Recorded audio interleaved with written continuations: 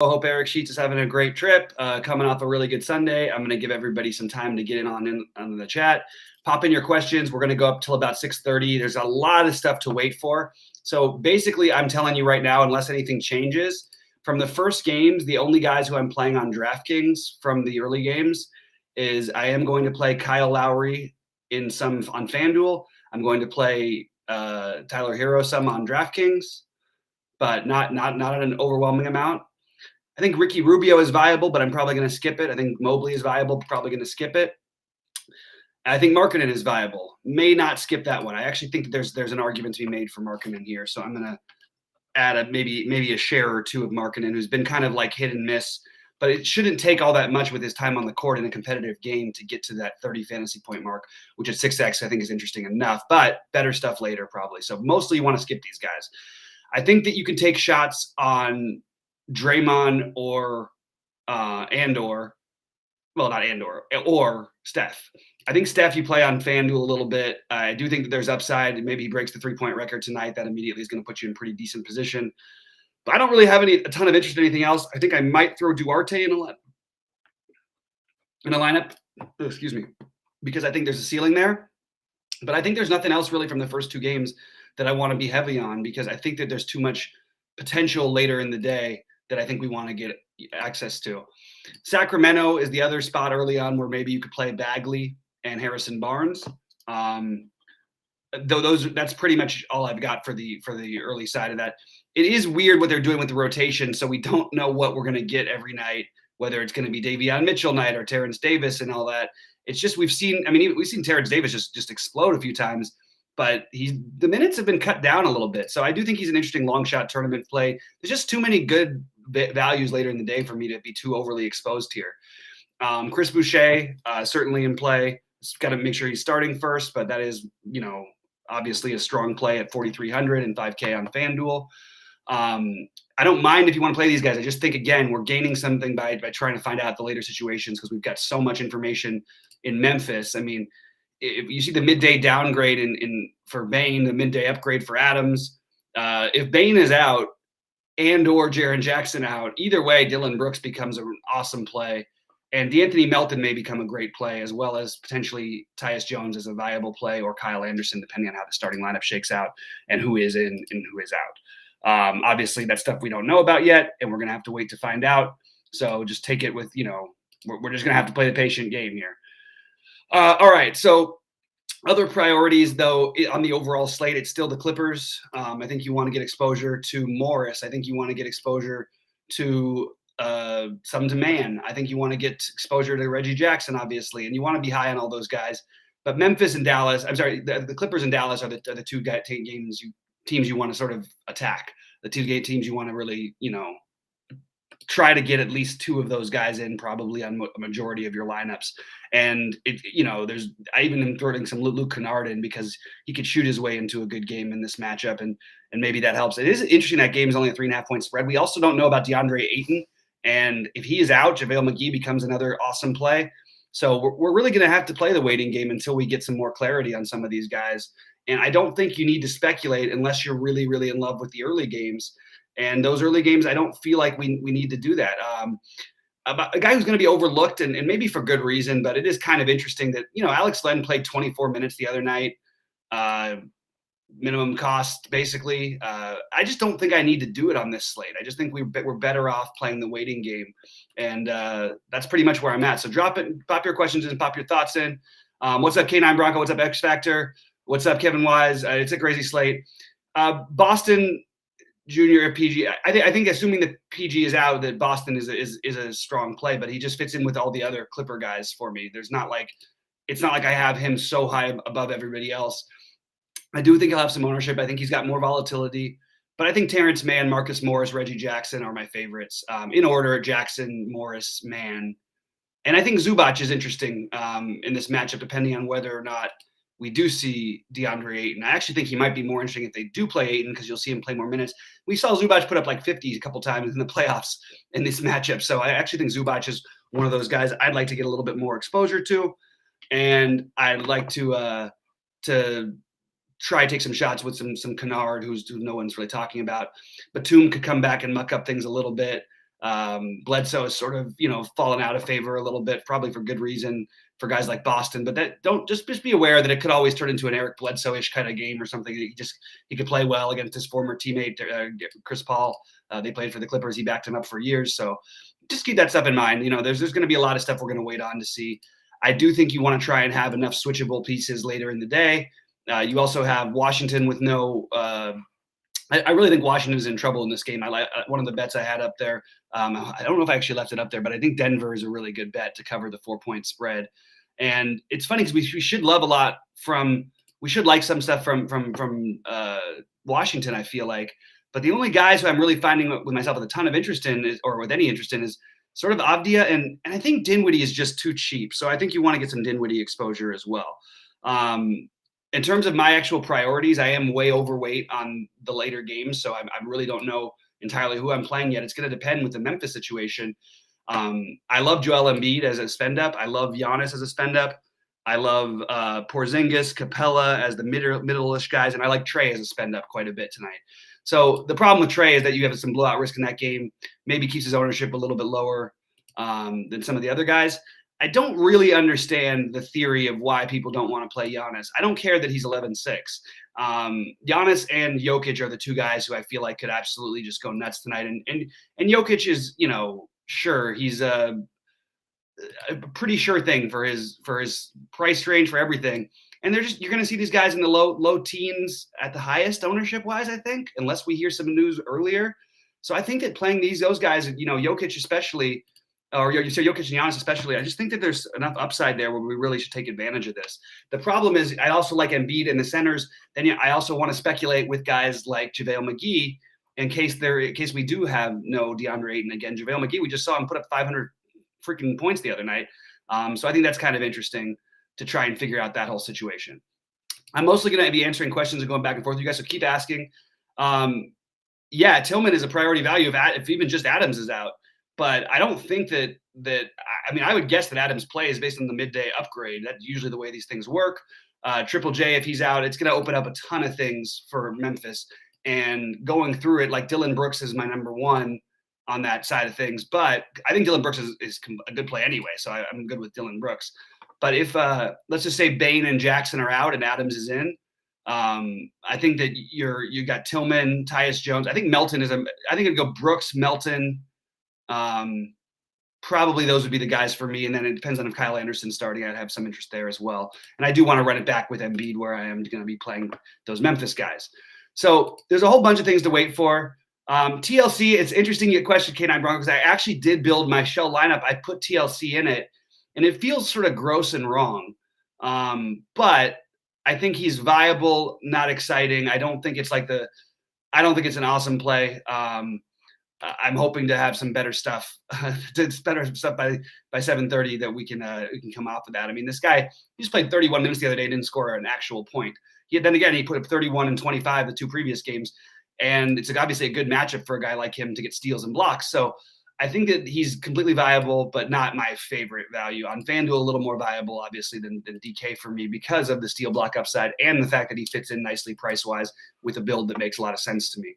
So that's where I'm at. Giannis on FanDuel, absolutely. Guys that should pay attention to what happened with Giannis. He had the quad injury, okay? He came back. He did play, when he came back, he only played 27 minutes in that first game against Cleveland. It was a fairly close game, so they were really being a little careful. But it was, when you think about it, at the same time, you look at the game, it's because he had 5 fouls. He had foul trouble. Then he played Miami where he literally never plays well. And then he goes up and puts up 79 in Houston, which was just awesome. And really helped me out on Friday, won me some money, was really, really, really, really good. Put up 79 fantasy points, obviously. And I think that, against the Knicks, then he plays 32 minutes only in that one, got into a little bit of foul trouble there, but still put up 56 on a fairly pedestrian, it wasn't like he shot the ball a ton. He did have a triple double.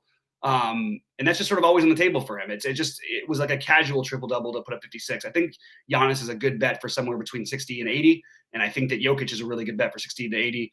I think Embiid is a really good bet for 55 to 75. Not that they couldn't get 80, just I have him a little bit lower than the other two. I think Porzingis is going to be over-owned. I think he's a good play. I don't think he's an automatic, so don't treat him that way. That would be my advice. His usage hasn't really gone crazy without Luka. He does take more shots, and of course he's going to. There's going to be more shots to go around. But I think KP at 30% ownership is a guy who you might want to be a little bit underweight on. I do have him in some lineups, but I am underweight on him currently. I want to be overweight on Tim Hardaway Jr. I think he's the one I would speculate on who's going to be have a little lower ownership down in the low teens. Dorian Finney-Smith, we've seen be good actually. Like we maybe have to get rid of the old, hey, DFS just absolutely does nothing, because he actually has had some games in at 4,600. I think he's viable, but I don't think he's by any means like a must or a should play. He's just another guy who I think is somewhat viable, who's going to have somewhere in the low teens of ownership tonight. So that's sort of what I'm doing in general. I mean, I'm looking at my ownership and it's going to change, but it's all back weighted. So I have 70% Reggie Jackson. I have 70% Marcus Morris. I have 50% Boston. I've got 50% JaVale McGee. So, I mean, things are going to happen that I'm going to have to change my lineups. I'm ready for that. And we're just going to have to wait till we hear the news until we make any more decisions. So I am going to rebuild my lineup. So, keep popping in questions, keep popping in thoughts, keep telling me some takes, some speculation. You guys did a really good job the other day with the speculating on the Noel starting over Mitch Robinson. Unfortunately, the Mitch Robinson ended up smashing that night. It was nobody's fault. It just happens sometimes. But just thought that was kind of funny. I do want to make sure the guys who I've got, I didn't have it in my priority list was Jackson, Brunson, Morris, Embiid, Porzingis, Capella, Collins, Trae Young, Aaron Brooks, Halliburton, Barnes. I didn't mention Halliburton, but I do think he's another viable one from the first games. And then the guys who I have to add in the mix would be I already mentioned Barnes, I guess. Markkanen, Duarte, Boucher, Zubac, Jokic, Dinwiddie, and Tim Hardaway Jr. That's where I'm at. Favorite centers on FanDuel. That's an excellent question. Let me grab my list of the guys who I'm considering. I've got checked off over here. I like Embiid. Bagley, you can use a power forward. Boucher, you can use a power forward. Jaren Jackson, you can use a power forward or center.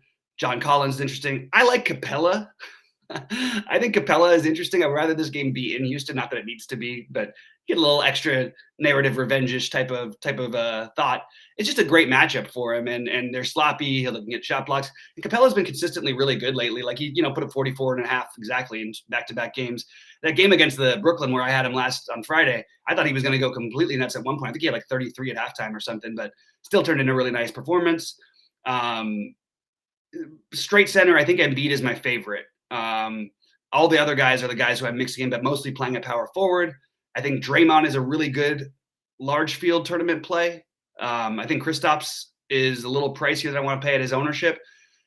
The speculative guys are always going to be interesting to me, so I'm always going to want to take some shots, especially since they're on the later game, on Montrezl Harrell and Daniel Gafford. It feels really thin on these slates, but because of that, nobody plays them. And it feels like basically every day one of them puts up like a monster game and the other one doesn't. Lately, it's been more on the Gafford side, but it could easily switch back tonight and be Harrell, especially considering Gafford gets in foul trouble and he's got to go against Jokic. And they've been more pedestrian of late. It's not like a great matchup for them against Jokic, but they're going to want size out there, so you're going to get a lot of minutes out of those guys. Basically every minute the Jokic on the court. They're more in play for me on FanDuel than they are on DraftKings because of the shot blocking and steal upside. Although it's not the ideal matchup you'd want for that. But I do think DeAndre Ayton, if he played, would be very viable. I just don't want to speculate that. Oh, Jokic, and I mentioned already Embiid, but I think Jokic is right there with Embiid on FanDuel. They're really close for me. I like Brooks from Houston. I think he is viable. I think that there's some playing with fire and a little bit more ownership than I was hoping he would get earlier in the day. Let me double check his price on FanDuel, actually, because I find myself using him a little bit more on FanDuel than I did on DraftKings. Let me grab it real quick. He's 4,800 on FanDuel, and I want to see what his projected ownership is. But like when you get his projected ownership, like Dinwiddie's 5,400 and is going to play the minutes at least. Brogdon is 7,300 is a really strong play against Golden State. Marcus Smart 57. So you don't need to play him by any means. I do like him a little bit. I'm starting to see that he looks like he's kind of he's a shooting guard over there. I can name all the point guards. Weird that they do this. He's playing starting at point guard and then he's playing shooting. I just hate to do that. Yeah, I think Brooks is probably a little more ownership than he should be getting, but I think he's a strong play. I like Tyler Hero and Kyle Lowry quite a bit. I understand that they've kind of let people down and it's not a great matchup. It's still plenty of usage to go there. And I think that you should see a competitive game tonight in Miami. So I do want to get some exposure to those guys with no Bam and no Butler, obviously. All right, keep popping the questions in. I still got to finish building all my lineups. So, as much as you guys can drop in, I'd appreciate it. And I don't think I have a whole lot else to add until we get some more injury information. If you want me to rank guys, I'm happy to do that. Any questions of any kind, I'm ready to go. But if we don't have questions, I'll probably get out of here whenever the questions dry up. What a bummer, by the way. A big play from Brady last night cost me a good one. It wasn't that I thought I couldn't finish worse than second, but I really, really thought I had a chance at first too. That was a little frustrating. Trey Burke is a very thin play with some upside. So I always like to play Trey Burke whenever this has come up in the past, but it's a little bit different of a situation now in Dallas. And Brunson has really taken another level jump.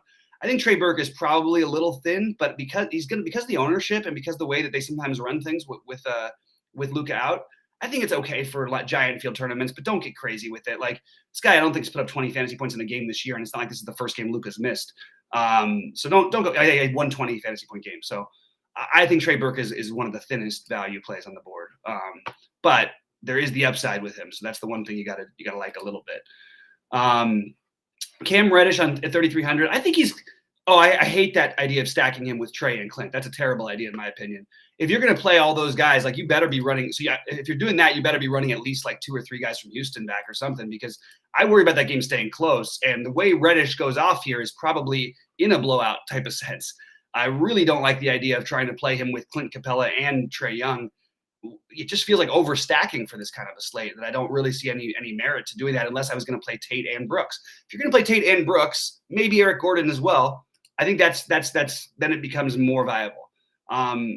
No one's going to play Eric Gordon, and I think he has the upside to at least get you 7x here. It's certainly within the realm of possibility in this matchup.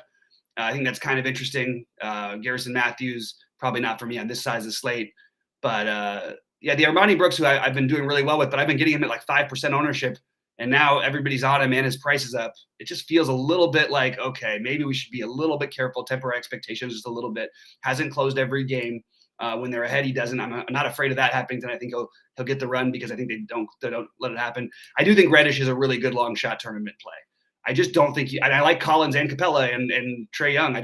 You don't want to when you're trying to play one guy from a team who's cheap, you don't want to try to go over out of the way to play extra guys on the same side. Like if it happens, it happens. But this is not the kind of slate where you need to be doing that. I recommend stacking the latest games you can. Clippers. I don't think I necessarily need much run back from Phoenix. You sort of hope that McGee. You hope that Ayton's out and play McGee. You can play Ayton and then adjust. Make sure you have your switches available on those lineups.